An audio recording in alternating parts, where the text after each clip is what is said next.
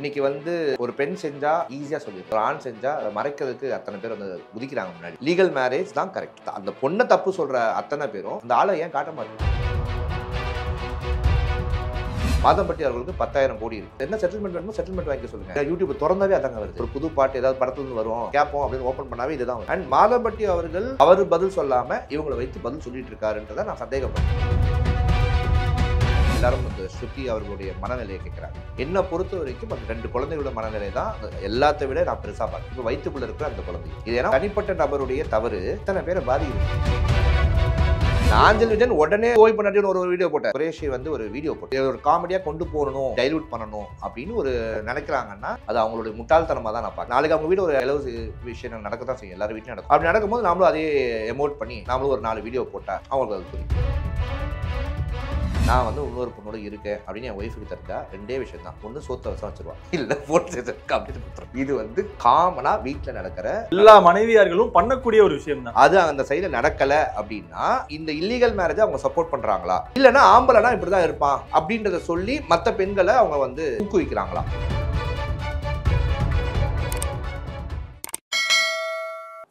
வணக்கம், நான் உங்கள் அஜித். ஸோ இன்னைக்கு நம்ம கூட ஜோ மைக்கேல் அவர்கள் தான் இருந்திருக்காங்க. நிறைய விஷயங்கள் வந்து இன்னைக்கு வந்து அவர்கிட்ட பேச போறோம். ஆனால் வணக்கம். வணக்கம். ஆனால் என்னன்னா இப்போ தொடர்ந்து ஒரு மாசமாவே ஒரு சில இஷ்யூக்கள் வந்து போயிட்டு இருக்கு. அதுல முக்கியமா வந்து பாத்தீங்கன்னா ஜாய் கிறிஸ்டிலா அவர்களோட இஷ்யூ, மாதம்பட்டி ரங்கராஜோட. நீங்களும் ஃபாலோ பண்ணியிருந்திருப்பீங்க, ஓரளவுக்கு எல்லாமே பார்த்துருப்பீங்க. நிறைய விமர்சனங்கள் வைக்கப்படுது. என்னன்னா ஆரம்பிக்கும் போது ஜாய் கிறிஸ்டிலாக்கு இருந்த ஒரு வரவேற்பு மக்கள் கிட்ட இருந்ததோ இல்லை சமூக வலைதளங்கள்ல கொடுத்த ஒரு வரவேற்புன்றது நாளடைவுல குறைய ஆரம்பிச்சுக்கிட்டே வருது. இன்னொரு பக்கத்துல இருந்து வேற மாதிரி புஷ் ஆகுது. அப்போ வந்து ஜாய் கிறிஸ்டிலா மேல எதிர்ப்பு உருவாகுது. சமூக வலைதளங்கள்ல, யூடியூப் சேனல்ல எல்லாத்துலயும் வந்துட்டு அவங்களுக்கு அகெயின்ஸ்டா ஒரு வீடியோ போடுறாங்க. இது எல்லாமே நீங்க ஃபாலோ பண்ணிருப்பீங்க. இதுக்கான காரணம் என்னன்னு நினைக்கிறீங்க? இன்னும் நம்ம ஆணாதிக்க சமுதாயத்திலேயே வாழ்றோம் அப்படின்றத அடிக்கடி ஞாபகப்படுத்திட்டு அவ்வளோதான். ரொம்ப சிம்பிளா சொல்லணும்னா அவ்வளோதான். ஏன்னா இன்னைக்கு வந்து ஒரு பெண் செஞ்சா ஈஸியா சொல்லிடுறோம், ஒரு ஆண் செஞ்சா அதை மறைக்கிறதுக்கு அத்தனை பேர் வந்து குதிக்கிறாங்க முன்னாடி. தப்புன்னு ஒத்துக்கிறதுக்குதே ஒரு ஆண் வர்க்கத்துக்கு உள்ள ஒரு ஈகோவாவே நான் அதை பார்க்குறேன். ஏன்னா இது நம்ம வந்து மறைமுகமா என்கிட்ட இருக்கு, இல்லை நான் வந்து இது காட்ட விரும்பல அப்படின்ற மாதிரி எதுவுமே கிடையாது. எல்லாமே வெளிப்படையா வந்து வைக்கிறாங்க. அவங்களுக்கு திருமணமான புகைப்படமா இருக்கட்டும், பிரெக்னன்சியா இருக்காது, எல்லாத்தையும் வெளிப்படையா வச்சதுக்கு அப்புறமும் ஒருத்தங்களை வந்து இந்த சமூகத்துல வந்து எந்த ஒரு இதுவுமே கிடைக்கல, அதுக்கான போஸ்டும் போடுறாங்க. எனக்கு வந்து கவர்மெண்ட் சைட்ல இருந்து எந்த ஒரு இதுவுமே இல்லை, இன்ன வரைக்கும் அவரை கூப்பிட்டு விசாரிக்கல, எதுவுமே இல்லைன்னு சொல்லி போஸ்ட் பண்றாங்க. ஆனா இந்த பக்கம் இவரோட வீடியோ எல்லாமே போஸ்ட் ஆகுது ட்விட்டர்ல, அதுக்கப்புறம் இன்ஸ்டாகிராம்ல. இன்னைக்கு இந்த சமையல இங்க சாப்பிட வாங்க, இந்த இது வாழையில விருந்துன்னு சொல்லி போடுறாரு. இது எப்படி ஃபர்ஸ்ட், இது எப்படி எந்த இடத்துல வந்து இது வந்து மேட்ச் பண்ண முடியுது? வியாபாரத்தையும் பர்சனலையும் அவர் மிக்ஸ் பண்ணல அப்படின்றத அவர் காட்டணும்னு ஆசைப்பட்டிருக்கேன். என்னை பொறுத்த வரைக்கும் நான் சொல்லணும்னா அதுதான்.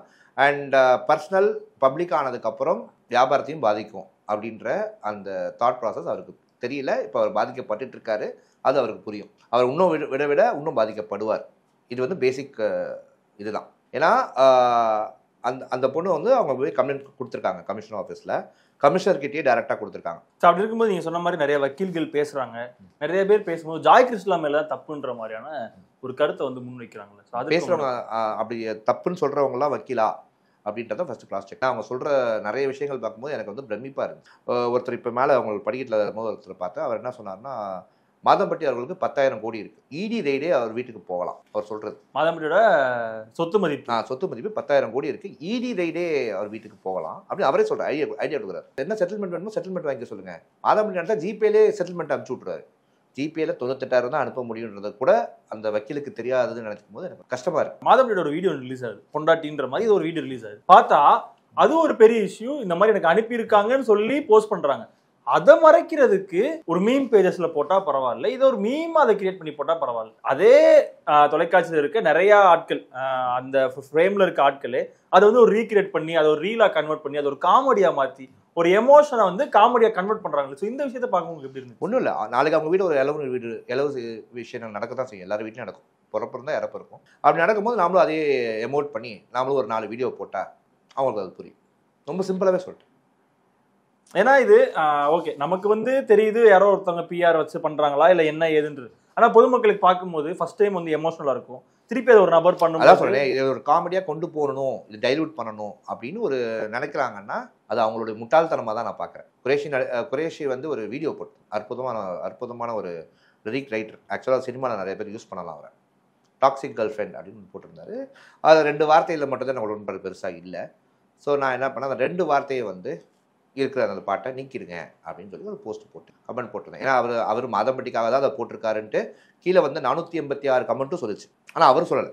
அவர் என்ன சொல்றாருன்னா, இதெல்லாம் பொதுவாக போட்டேங்க, என்னங்க சொல்றீங்க அப்படின்னு. திடீர்னு டாக்ஸிக் கேர்ள் ஃப்ரெண்டை பற்றி பேச வேண்டிய அவசியம் குரேஷிக்கு தலகாணியில் தூக்கிட்டு இருக்கும்போது எஞ்சிக்கும் போது தலானியை வைத்து மியூசிக் போடும்போது அவருக்கு வந்த நோக்கம் தான் என்னன்றது யாருக்கும் தெரியல. ஏன்னா குரேஷி வந்து ரொம்ப கஷ்டப்பட்டு ஏதோ ஒரு கிராமத்துலேருந்து கேபிஓயில் வந்த ஒரு வீடியோவில் நான் பார்த்தேன். ஸோ ரொம்ப டேலண்டடான பர்சன் தான். அந்த டேலண்டடான பர்சன் அவருடைய டேலண்ட்டை எப்படி யூஸ் பண்ணுறாருன்றதுல அந்த பர்சனுடைய ரியல் கேரக்டர் மக்களுக்கு புரியும். அதே மாதிரி இந்த ஒரு பழமொழி வந்து குற்றம் உள்ள நெஞ்சு தான் குறுகுறுக்கும் அப்படின்னு சொல்லிட்டு. ஸோ ஒண்ணுமே நம்ம மேல தப்பு இல்லைன்னா சும்மா இருக்கலாம். இது வந்து தெரிய வருது, வெளியவே தெரியுது இவர் தான் பண்ண வைக்கிறாரு போல, இல்ல அவர் டைரக்டா பண்ண முடியல, அதனால எங்கெங்கயோ மூலமா பண்ண வைக்கிறாரு. எனக்கு இது சம்பந்தமாக இன்டர்வியூ கொடுத்த நிறைய இன்டர்வியூஸ் நான் பார்த்தேன். அத்தனை இன்டர்வியூ திருப்பி எடுத்து ஒரு முறை பாருங்களேன். மொத்த பேரும் கை கட்டுறது இந்த பொண்ணை தான். அதுதான் கேட்க வரேன். எல்லாருமே வந்துட்டு இவங்க மேல இதே அத்தனை பேரு வனிதாக்காவையும் கை கட்டினாங்க. ஞாபகம் இருக்கா? வனிதாக்கா இதே விஷயம் பண்ணும்போது, வனிதாக்கா பெரிய ஃபேமிலி, அவங்களுக்கு பெரிய செல்வாக்கு இருக்கு, சப்போர்ட் இருக்கு, அவங்க நினைச்சா இப்படி அமிச்சிடலாம் பீட்டர்பால அப்படின்னு சொல்லியே அதை நியாயம் பேசவே இல்லையே. ஏன்னா வனிதாக்கா பொண்ணு. புரியுதா உங்களுக்கு? அன்னைக்கு எல்லாருமே வந்து வனிதாக்கா அகைன்ஸ்டா இந்த விஷயத்த பேசிட்டாங்க. நான் இப்பவும் சொல்றேன், லீகல் மேரேஜ் தான் கரெக்ட், அதுக்கு நான் சப்போர்ட்டே பண்ணல. ஓகேவா? அந்த பொண்ணை தப்பு சொல்ற அத்தனை பேரும் அந்த பையனை ஏன் காட்ட மாட்டீங்க, அந்த ஆளை ஏன் காட்ட மாட்டீங்க? அவர் வந்து எந்த ஒரு விமர்சனத்துக்குமே உள்ளாக்க மாட்டாங்க, ரொம்ப ஃப்ரீடமா வச்சிருக்காங்க. இவ்வளவு பேசுற மீடியா வந்து அவர் அத்தனை ஈவெண்ட்டுக்கு போறாரு, போய் இன்டர்வியூ கேளுங்க, இன்டர்வியூ கொடுக்க சொல்லுங்க. உங்க மீடியா வச்சுதானங்க பிரபலமானாரு. இப்ப அவருக்கு ப்ராப்ளம் வந்திருக்கு. மீடியா இல்ல அப்படி பார்த்தாலுமே நீங்க சொல்ற மாதிரி மீடியானாலுமே ஒரு சில மீடியாக்கள் பெரிய பெரிய ஈவெண்ட் நடத்துறாங்க, அந்த ஈவெண்ட்டுக்கு அவர் தான் வந்து பங்கேற்கிறாரு, எல்லாம் பண்றாங்க. ஆனா அது இந்த கேஸ் நடந்துட்டு இருக்கும்போது நடக்குது. வேற பெரிய மீடியால எதுவும் வரல. வேற ஏதோ ஒரு இஷ்யூ வரும்போது விஷயம் பெரிய மீடியால அதுதான் கேக்குறேன். வேற ஏதோ ஒரு இஷ்யூ வரும்போது எக்ஸ்க்ளூசிவா ஆட்களா வரவங்க இப்ப அவரை வச்சே ஈவெண்ட் பண்றாங்க. ஆனா அது வந்து பெருசா எடுத்துக்க மாட்டாங்களே. அப்ப இது வந்து முழுக்க பணம் வந்து விளையாடுதான். ஆமாங்க, ஸ்பான்சருங்க, ஃபுட் ஸ்பான்சர். நீங்க சொல்ற எல்லா மீடியாவுடைய ஃபுட் ஸ்பான்சர் யாரு? மாதம்பட்டி தான். பிராண்டிங்.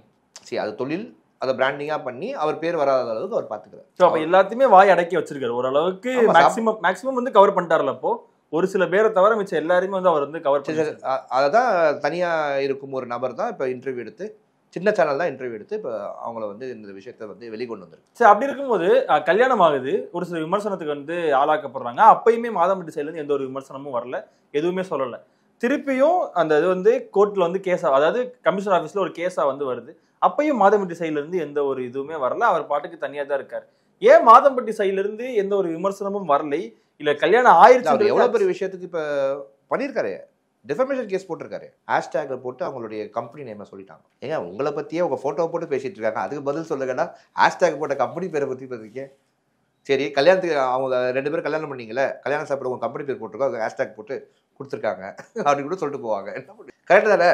இப்பெல்லாம் கொலாப் கேட்குறீங்களாங்க, காஸ்டியூம் கொடுத்தா அவங்களோட ஹேஷ்டேக்ல அவங்க பேரை போடணும், டேக் போடணும். அது மாதிரி கல்யாணம் பண்ணவரே ஓனரு ஹேஷ்டேக் போட்டு என்ன தப்புன்னு கேட்டா என்ன அர்த்தம்? எனக்கு என்ன டவுட் வருதுன்னா, இந்த மாதிரி விஷயத்துல இவ்வளோ பண்ணவர் எப்படி கல்யாணம் பண்ணிருப்பாரு? ஃபர்ஸ்ட் அந்த கல்யாணம்ன்றது எப்படி நடந்திருக்கும்? விருப்பம் இல்ல, எல்லாம் விலகிருச்சு, வேணாம்னு ஒதுங்குறவர் நான் கல்யாணத்துக்கு போயிருக்க கூடாது, அந்த கல்யாணம் பண்ணிருக்க கூடாதுல்ல? அப்போ ஏங்க அது அவங்க பர்சனல். நான் மறுபடியும் சொல்றேன், நான் அதுக்குள்ள நான் எப்பவுமே இது பண்ண மாட்டேன். என்னை பொறுத்த வரைக்கும் இந்த சோசியல் மீடியாவில் உள்ளா வரும் விஷயத்துக்கும் மாதம்பட்டி அவர்கள் மௌனத்துக்கும் தான் என்னுடைய எதிர்ப்பா இருக்கு.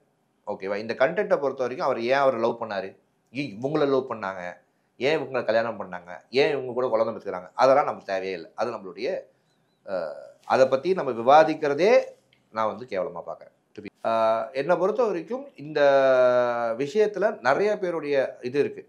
இப்போ இங்கே ஜோ மைக்கேல் எடுத்துங்களேன். நீங்கள் வந்து இன்றைக்கி சென்னையில் எத்தனையோ யூடியூப் சேனல் இன்டர்வியூ கொடுத்துருப்பேன். ஜோ மைக்கேல் அவர்களுக்கு நான் இவ்வளோ பே பண்ணி இன்டர்வியூ கொடுத்தேன் அப்படின்னு ஒரு யூடியூப் சேனல் சொல்ல முடியுமா அப்படின்னா இல்லை. ஆனால் இந்த மீறி இது பேசுகிற அத்தனை பேருமே பேமெண்ட் வாங்கிட்டு தான் பண்ணுறாங்கன்றதுக்கு எனக்கு ஆதாரம். 2000 ரூபாவோ 3000 ரூபாவோ அவங்களுக்கு தகுந்த அளவுக்கு வாட்டர் மெலான் ஸ்டார் மாதிரி இவங்கெல்லாம் வந்து இன்டர்வியூ ஸ்டார்ஸ். ஓகேவா? ஸோ இவங்களுடைய வேலைகளே இது பேசுறது தான். கேட்டால் அவங்க ஜேர்னலிஸ்ட்னு சொல்லிப்பாங்க. ஆனால் அவங்க ஜேர்னலிஸ்ட்டும் கிடையாது. ஒரு நல்ல ஜேர்னலிஸ்ட் இப்படி பேசவே மாட்டாங்க. அதில் நான் வந்து ரொம்ப தெளிவாக இருக்கேன். அண்ட் மாதம்பட்டி அவர்கள் அவர் பதில் சொல்லாமல் இவங்களை வைத்து பதில் சொல்லிட்டு இருக்காருன்றதை நான் சந்தேகப்படுறேன் ஒரு காமன் மேனா. ஏன்னா யூடியூப் திறந்தாவே அதாங்க வருது. ஒரு மனுஷன் ஒரு நல்ல ஆல்பம் சாங் வரும், ஒரு புது பாட்டு ஏதாவது படத்துல இருந்து வரும், கேட்போம் அப்படின்னு ஓப்பன் பண்ணாவே இதுதான் வருது. அதாவது பதில் சொல்றோமோ இல்லையோ அவங்க சைடுல இருந்து ஏதோ ஒரு விளக்கம் ஒண்ணு வந்து டோன்ட் ஸ்ப்ரெட் நெகட்டிவ் அப்படி உடனே போட்டாரு.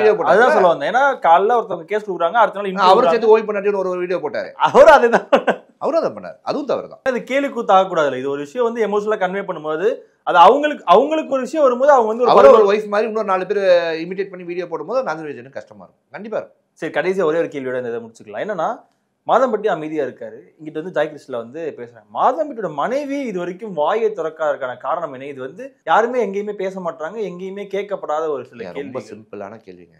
நான் ஒரு கல்யாணம் ஆனவன், நான் வந்து இன்னொரு பொண்ணோட இருக்கேன் அப்படின்னு என் ஒய்ஃபுக்கு தெரிஞ்சா 2 விஷயம் தான். ஒன்று சோத்துல விஷம் வச்சிருவா, இல்லை போட்டு அப்படின்னு கொடுத்துருவேன். இது வந்து காமனா வீட்டில் நடக்கிற அனைவரும் எல்லா மனைவியார்களும் பண்ணக்கூடிய ஒரு விஷயம் தான். அது அந்த சைடில் நடக்கலை அப்படின்னா அது அவங்களுடைய ஸ்டாண்ட் என்ன அப்படின்றத அவங்க சொல்லும் போது தான் நம்மளுக்கு ஓகே. அது எனக்கு வந்து பிரமிப்பா இருக்கு. மாதம்பட்டி பேசல, ஓகேப்பா, அவர் ஏதோ தப்பு பண்ணிருக்காரு, அவங்க லாயர், பிரமிப்பே அதுலதான். சோ இப்ப அவங்க வந்து எதை சப்போர்ட் பண்றாங்கன்றது தான் இப்ப எனக்கு பிரச்சனையா இருக்கு. ஒண்ணு, இந்த இல்லீகல் மேரேஜ் அவங்க சப்போர்ட் பண்றாங்களா அப்படின்ற கேள்வி ஒரு காமன் மேனா நம்மளுக்கு தோணுது.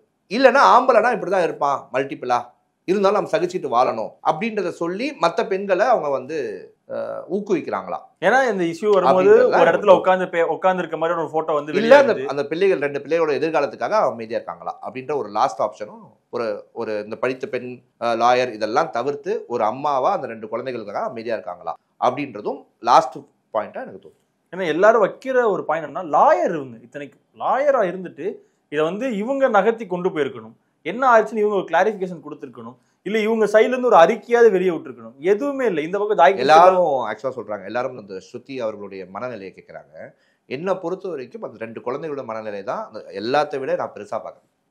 புரியுதா? அவங்க பாதிக்கப்படுற அந்த 2 குழந்தைகளும் இப்ப வயிற்றுக்குள்ள இருக்கிற அந்த குழந்தையும், இந்த 3 குழந்தைகள் தான் நான் வந்து பெருசா பார்க்கறேன். இது ஏன்னா ஒரு தனிப்பட்ட நபருடைய தவறு எத்தனை பேரை பாதிக்குது குடும்பத்திலே. 2 பெண்களை தாண்டி 3 குழந்தைகள் வந்து அதுல வந்து பாதிக்கப்படுறாங்க. அப்புறம் குடும்ப நபர்கள் எங்கேயும் போக முடியாது, அதாவது விசேஷத்துக்கு போக முடியாது, பேசுவாங்க. விசேஷம் பண்றதே அவங்களுடைய தொழில், அதுவே கஷ்டப்படுற பொசிஷனுக்கு வந்துடும். ஏன்னா கொங்கு மாநிலம் தான் ரொம்ப சென்டிமெண்ட் பார்ப்பாங்க, இந்த கலாச்சாரம் இதெல்லாம் ரொம்ப சென்டிமெண்ட் பார்ப்பாங்க, ரொம்ப பார்ப்பாங்க. அதெல்லாம் அவங்களை பாதிக்காமலாம் இல்லை, அவரால் பேச முடியல, ஒத்துக்க முடியல. தப்புன்னு மக்கள் எல்லாருமே கண்டுபிடிச்சிட்டாங்க. எனக்கு கிளாரிட்டியா அந்த எல்லா வீடியோவும் பார்க்கும்போது எனக்கு கிளாரிட்டியா தெரிய ஒரு விஷயம் நான் சொல்லவா, இவர் நேரா போய் ஜாய் கிருஷ்ணா அவர்கள்ட்ட நான் தெரியாம பண்ணிட்டேன், என்னால இப்ப இதுக்குள்ள வர முடியாதுன்னு சொல்லியிருந்தா கூட ஜாய் கிருஷ்ணா அவங்க பாட்டு அவங்களுடைய இதை மூவ் பண்ணிட்டு போயிட்டு இருப்பாங்கன்னு தான் எனக்கு தோணும். அவங்க கோஸ்டிங் பண்ணிட்டாங்க அப்படின்ற வார்த்தையை அவங்க பயன்படுத்தியிருப்பாங்க அந்த தனியார் சேனல் கொடுத்த இன்டர்வியூ. அதுதான் அவங்க மன உளைச்சல் இருந்துச்சு. ஏன்னா நான் வந்து ஒரு பிரெக்னெண்டா இருக்கேன், அப்படி எப்படிங்க விட்டு போக முடியும், என்னதான் இருக்கட்டும், எப்படி விட்டு இவரோட மௌனம் தான் இவ்வளவு பூகாம்பரமா வெடிச்சிருக்கு. அது இன்னும் வருஷம் ஆகும். அவரோட மௌனம் எப்போ அவர் கலைக்கிறாரோ அது வரைக்கும் அவர் வெயிட் பண்ணிட்டு இருந்தாலும் இன்னும் வருஷம் அப்படின்னு எனக்கு தோணுது. Thank you so much.